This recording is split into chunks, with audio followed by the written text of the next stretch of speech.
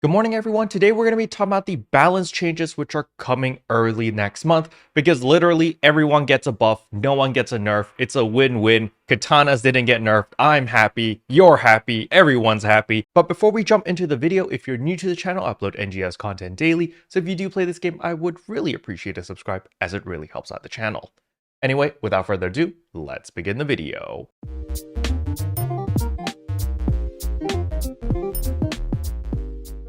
So as we can see here, balance adjustments coming on October 5th. So that is not live yet. We actually have to wait 2 more weeks before this goes live, and then we will get all of these changes. Every single class gets a balance adjustment, which is freaking amazing. Now, if you guys want to read this for yourself, I will leave the link in the description below. However, I'm going to give you the TLDR right now before we jump into all of these classes. They basically took everything that was great from the Braver, they copied that, and they pasted it into every single class. So animation locking, they reduced that on basically every single class. They're like, yeah, animation locking's not good, it doesn't feel good, so make it more smooth. Second of all, they increased the potency for like 90% of your photon arts. So basically every class is going to be able to deal more damage, so they're going to be more on par with the Braver's damage. Number 3, they added iframes to like 50% of all your different PAs, so now you get even more iframes. And last but not least, they increased the damage of everyone's photon blast. There you go, there's the dirty TLDR of the entire patch notes. If that's all you wanted to know, thanks for watching and I'll see you tomorrow. But for those who want the nitty-gritty details, all of the chapters are below, so you can just jump straight to whatever class that you actually care about. Both all of that being said, let us jump into the Hunter. So the Hunter got a couple changes. Assault charge, partisan parry, alternate assault, increased potency, more damage, very simple. Hunter Art's perfect parry, extended the time during which attacks are negated when a photon art is activated, longer iframe, very nice. Now specific changes for the sword. Enable left-right movement in steps 1 to 4 of sword normal attacks when carrying out aerial attacks. This is basically extra mobility while you're in the air, as you're able to kind of like jiggle yourself away from harm's way or towards an enemy's weak spot, very nice. Increased potency of step 5 of sword normal attacks, so simply more damage, encouraging you to actually finish your entire string of combos to the 5th attack. Extended guard points in all directions for step 5 of sword normal attacks, yay, more iframes, amazing. Increased potency as well, expanded attack range for the sword photon blast, very beautiful. And they also buffed all 4 of your photon arts, basically just giving more potency, as well as easier animation canceling / less animation locking. And yeah, basically it's great, okay? You're gonna be fine. You're gonna really enjoy the sword. You're gonna be dealing a lot more damage. It's gonna feel a lot like the Braver. It's gonna be a lot more fluid now. And I feel like they did this with every single weapon in every single class, except for one, which we'll eventually get there. Wired Lances also got the same treatment. They added iframes to like everything, which is beautiful, and they increased potency for everything. There's the TLDR. Partisan just got a crap ton of damage, as well as a couple guard frames. However, they didn't get many iframes, so Partisan play is still going to be pretty difficult. The whole point of Partisan was like to kind of have mastery over when to go in and when to fall back and stuff like that. So they're still encouraging the same play style that the Partisan always had, but they just basically gave you a whole bunch of damage. As you can see here, that's literally the only adjustment. Increased potency for all of your different PAs, and like 90% of the things here is just increased potency. Of course, Photon Blast, everyone just gets more damage on Photon Blast. All right, next up is Fighter. You get extended iframes, you get more mobility. When it comes to Twin Daggers, you now get an iframe when you do a successful guard, so that's really nice. And then, yeah, just more damage. Double Saber, now you get extended guard points in all directions after your 4th normal attack, very nice. Increased movement as well as expanded attack range as well. Now you also get invulnerability in the first half and second half of Quick Gash, which is very nice. I'm just gonna be skipping this one because these 2 sentences are literally in every single class. You just get more attack damage and you get more attack range. Yay, Photon Blast is amazing. So yeah, just to keep note that every class gets really good Photon Blast now. Next up are Knuckle changes. You get an iframe on the 5th normal attack and there's less animation locking.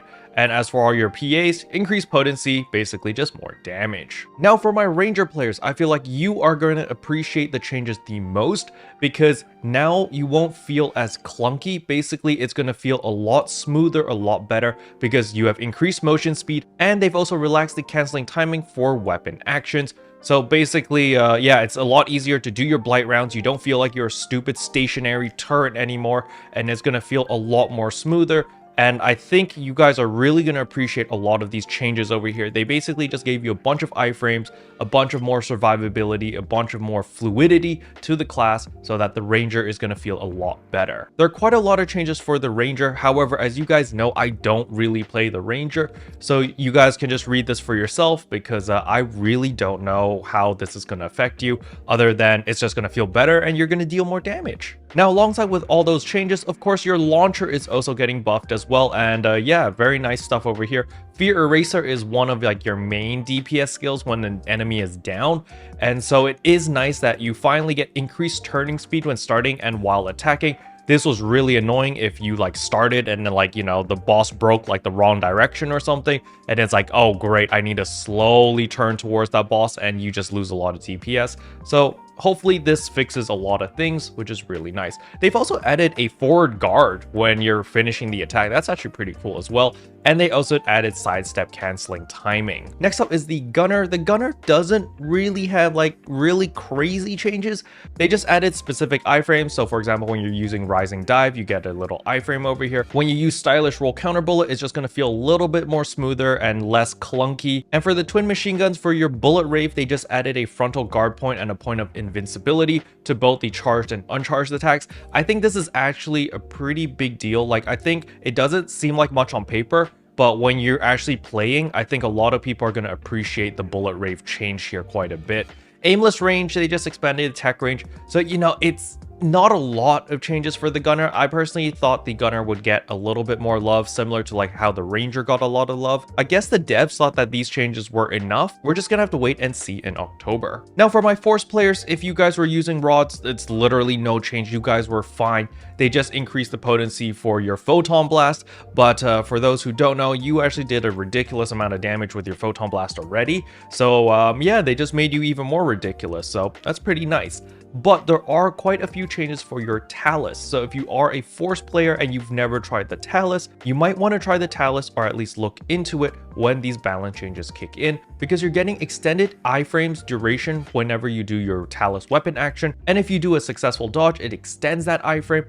And on top of that, you also get an indicator now letting you know when your deployed Talus effects are running out or about to run out. You actually physically can see a little indicator that ticks down. This is a big deal because that was pretty annoying as a Talus player. You do your thing, you put it down, and you don't know when it runs out, and you're like, oh wow, it ran out, and it sucks. So for all my Force players that use Talus, this is a pretty nice change. But to be honest, the Force was pretty strong already, and most Force players that I know had always used Rod anyway. But, you know, this gives you more options, which is always nice. Now for my Techers, you guys get the most changes. Basically, everything about your class is going to feel amazing. If you are a Techter main, it is a very, very good time for you to play, especially once these balance changes kick in, because basically everything has changed. You get more movement from your weapon actions.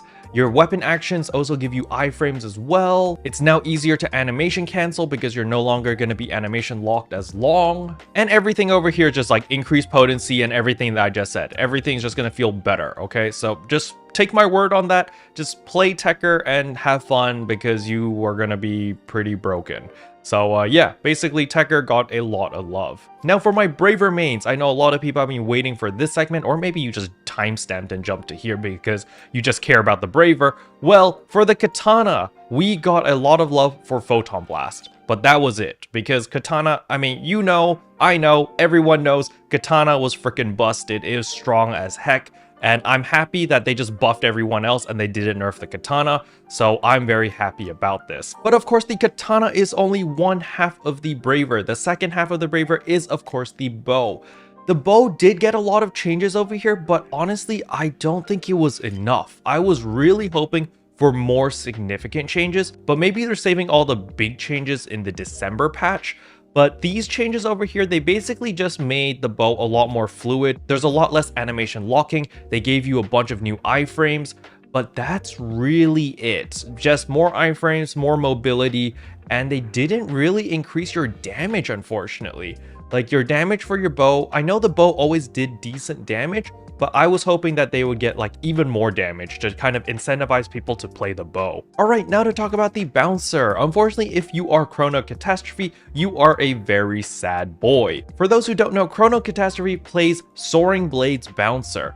And the Soaring Blade adjustment is literally less than the Katana Braver changes. They only get 2 lines. They get increased potency for their Photon Blast and expanded attack range for their Photon Blast. While the Katana at least got the increased travel distance of Katana Photon Blast. But the thing is, Soaring Blades aren't exactly strong right now.